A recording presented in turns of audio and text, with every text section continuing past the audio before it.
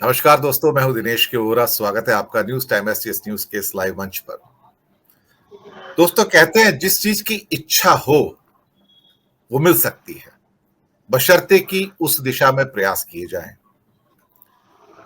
जैसे कि एक्टर का बेटा होता है तो एक्टर बनने की कोशिश करता है, पॉलिटिशियंस का बेटा होता है या बेटी होती है तो पॉलिटिशियन बनने का प्रयास करते हैं, डॉक्टर के बच्चे होते हैं तो डॉक्टर बनने का प्रयास करते हैं।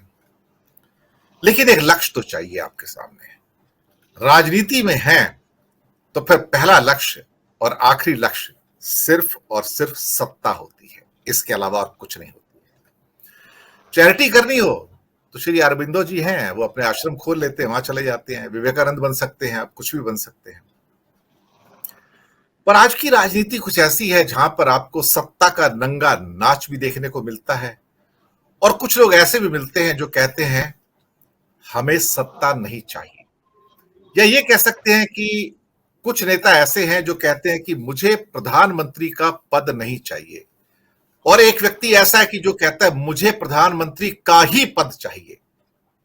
ये इंटेंट है, ये डिजायर है।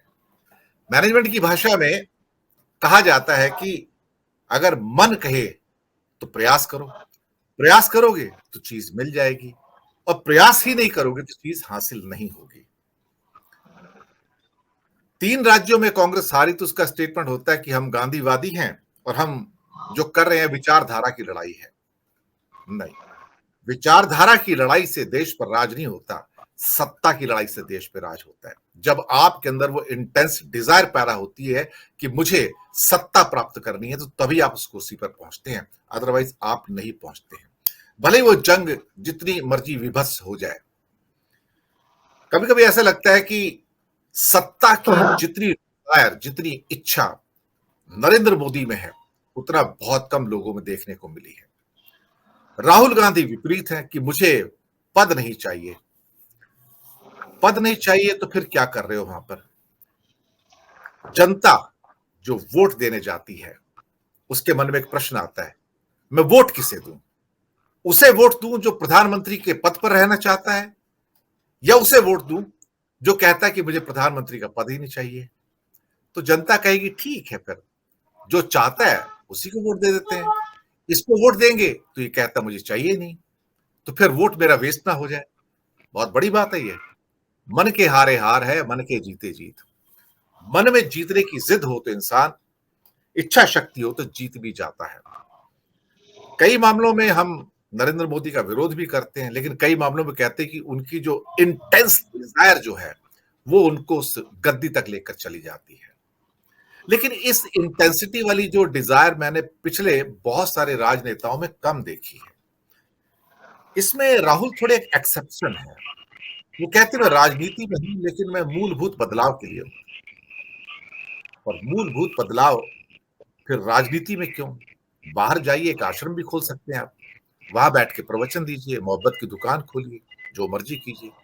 सत्ता की लड़ाई है तो जो लोग सड़क पर हैं, जो आपके चाहने वाले हैं, जो चाहते हैं कि राहुल गांधी एक अच्छा चेहरा है, ईमानदार चेहरा है, कि वो सत्ता पर आए, कुर्सी पर बैठे, कुर्सी पर बैठकर बदलाव लाएं, तो कहते हैं मुझे कुर्सी नहीं चाहिए। ये एक डायकोटॉमी है एक्चुअली। इसको कैसे सुलझाया जाए? तो अल्टीमेटली लोग फिर जब बूथ पे जाएंगे तो किसे वोट देंगे? उसे जिसे सत्ता चाहिए। यही विषय है। बात करने के लिए आज हमारे साथ बहुत से प्रबुद्ध विद्वान हैं। प्रोफेसर अखिल स्वामी जी, योगेश चुडगर जी, सुशील दुबे जी, जिगर दोषी साहब कांग्रेस से। आप सबका हार्दिक स्वागत है। धन्यवाद आपका न्यूज टाइम का मंच ज्वाइन करने के लिए। दादा, आपसे ही शुरू करते हैं आज। योगेश जी, आप सबसे हमारे बुजुर्ग भी हैं, और अभी रिसेंटली आपने 82 वर्ष कंप्लीट किए हैं, 83वें वर्ष में आप एंटर हुए हैं। जितना अनुभव आपके पास है उतना अनुभव तो मेरे पास भी नहीं है, किसी के पास भी नहीं है। आप ही वो एक पहले शख्स हैं इस वाहिद मंच पर जो आजादी से पहले पैदा हुए हैं, तो कुछ काल आपने आजादी से पहले का भी देखा है। दादा, सत्ता का तो एक चाहत तो होनी चाहिए ना। अल्टीमेटली सत्ता की चाहत रही तो राजनीति में क्या कर रहे हो आप? बदलाव फिर बाहर बैठ के भी हो सकते हैं। मुरारी बापू भी एक मंच चला रहे हैं, उससे पहले एक आशाराम बापू भी मंच चलाया करते थे। बहुत सारे लोग हैं, श्री अरबिंदो भी चलाया करते थे, उनका भी पांडिचेरी में बड़ा आश्रम है, लाखों करोड़ों उनके चाहने वाले आज भी हैं। तो बदलाव कैसे हो सकता है? मुझे कई बार लगता है कि कुर्सी में बैठकर बदलाव जल्दी हो जाता है, क्योंकि वहां आप उन नीतियों को लागू कर सकते हो, उस अनैतिकता के खिलाफ लड़ सकते हो जिसे आप हटाना चाहते। योगेश भाई।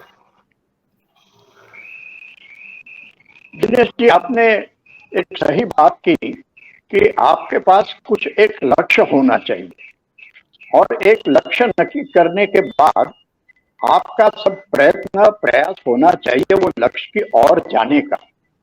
मैं अहमदाबाद में रहता हूँ, मुझे दिल्ली जाना है तो मुझे दिल्ली की ओर चलना पड़ेगा। मैं यहाँ से बंबई की ओर चलूंगा तो मैं दिल्ली नहीं पहुंचूंगा। तो मुझे पहुंचना है दिल्ली, तो दिल्ली की तरफ ही मुझे चलना पड़ेगा।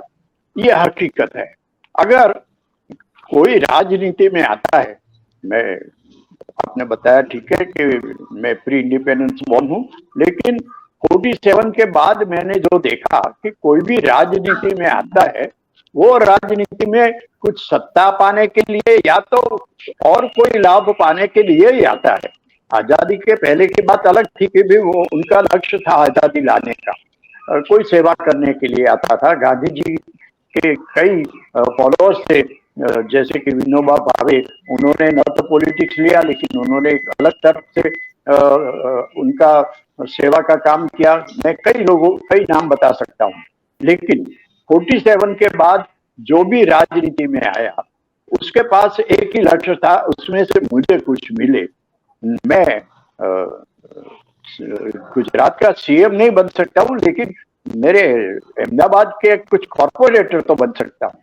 अगर ये नहीं बनना है तो मुझे राजनीति में जाने की जरूरत क्या है?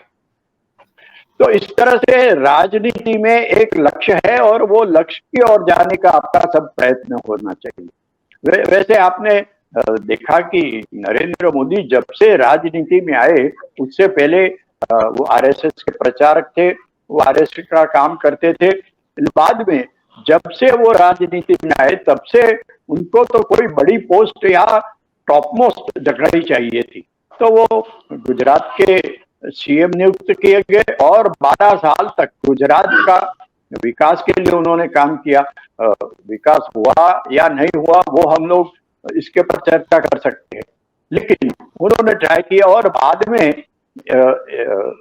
एक इंडस्ट्रियलिस्ट अनिल अंबानी ने एक सेमिनार में कहा ये पीएम मटेरियल है। तब से उनका प्रयास रहा कि वो कैसे भी पीएम बने, और उन्होंने जो प्रयास किया वो हम सब ने देखा। पार्टी में बीजेपी में उन्होंने जिस तरह से ट्राई किया, उसके अगेंस्ट में कई लोग थे, फिर भी उनका जो लक्ष्य था वो हासिल करने के लिए उन्होंने सब कुछ किया। एंड हाँ, बोलते हैं कि everything is fair in love and war, everything is fair in politics. उन्होंने सब कुछ किया। जिसको वो गुरु मानते थे, लाल कृष्ण आडवाणी, उनको कहाँ साइड में फेंक दिया। वो एक लक्ष्य प्राप्त करने के लिए उन्होंने आजमाया। और आज भी हम लोग सवाल पूछते हैं कि कहाँ है आडवाणी, जिसकी रथ यात्रा और जिसका गुरु मानते थे, वो आडवाणी कहाँ है? और कई नाम मैं बता सकता हूँ। तो ये तो मोदी साहब का एक लक्ष्य था। और बाद में जब से 2014 से जब से वो दिल्ली की गादी पर आए तो उन्होंने सोचा कि मेरी तो गादी यही रहनी चाहिए, उसमें कोई नुकसान नहीं होना चाहिए। तो उन्होंने सब कुछ ट्राई किया, भारत का विकास किया, कुछ अच्छे काम किए, कुछ ऐसे भी काम किए जो हमें पसंद नहीं आए, लेकिन उनका जो लक्ष्य था कि मेरी तो गादी सलामत रहनी चाहिए, मेरे आजू बाजू में कोई ऐसा आदमी नहीं चाहिए। मुझे अनुभव है, पर्सनली मुझे अनुभव है कि उनके बराबर भी कोई नहीं होना चाहिए, उनके ऊपर उससे कोई ज्यादा होशियार है वो भी नहीं चाहिए। ये मैंने देखा है और पर्सनली मैंने इसका एक्सपीरियंस किया है। तो ये मोदी का एक लक्ष्य है, उनकी एक थियरी है। अगर इसको विचारधारा बोले या तो कुछ भी बोले, लेकिन वो 2029 तक उनका लक्ष्य है कि मैं भारत का प्राइम मिनिस्टर बना रहा हूँ। इसके लिए जो कुछ भी करना है वो करेंगे। लेकिन अभी जो विधानसभा के 5 स्टेट में इलेक्शन हुए उसमें से 3 में उन्होंने मेजोरिटी लाए। वो कैसे लाए? और सब कोई किसी को भी पूछो कि ये 3 राज्यों में इनकी मेजोरिटी कैसे आई, तो सब बोलेगा मोदी मैजिक, अपोजिशन वाले भी बोलते हैं। अभी ठीक है, अभी ये इलेक्शन में ईवीएम को कोई याद नहीं करता है, क्योंकि कर्नाटक में जब जीते तब ईवीएम नहीं था, और आज भी अभी बोलने का हक नहीं है कि ईवीएम का राज चला। लेकिन मोदी साहब ने जो भी ट्राई किया, उन्होंने जो भी उम्मीदवार खड़े किए, कोई भी उनके बड़े बड़े नेता है स्टेट के, उसको बाजू में रख के उन्होंने राजनीति की। फिर भी जनता ने उनकी जो नीति थी उनको समर्थन दिया, ऐसा हम बोले। या तो जो महंगाई है या तो बेरोजगारी है, उसको भी लोगों ने सपोर्ट किया और एक्सेप्ट किया। हम कुछ भी बोल सकते हैं, लेकिन ये 4 में से 3 स्टेट में तो उनके गवर्नमेंट आ जाएगी। और अभी हम बोलते हैं कि भाई विधानसभा के जो इलेक्टेड मेंबर है पार्टी के, वो नक्की करेगा कौन सीएम बनेगा। ये कॉन्स्टिट्यूशन में बहुत अच्छी लाइन है। लेकिन होगा क्या, जो दिल्ली से उनके बड़े आला नेता है नक्की करेंगे, वही सीएम बनेगा। शिवराज सिंह भले सोचे कि भी मेरा नाम आएगा, वसुंधरा सोचे मेरा नाम आएगा, लेकिन ये तो ऊपर से ही नक्की होगा। और यही तो मोदी की विचारधारा है, या तो मोदी का हथियार है। वो इस तरह से ही वो अपना स्थान संभालेंगे। और वो 2024 का अगर इसको सेमीफाइनल बोले तो ये सेमीफाइनल तो वो जीत गए, लेकिन हमने इंडिया की क्रिकेट टीम का देखा, फाइनल में क्या होगा वो 2024 में हम देखेंगे। लेकिन आज तो वो सेमीफाइनल जीत गए, ऐसा हम बोल सकते हैं।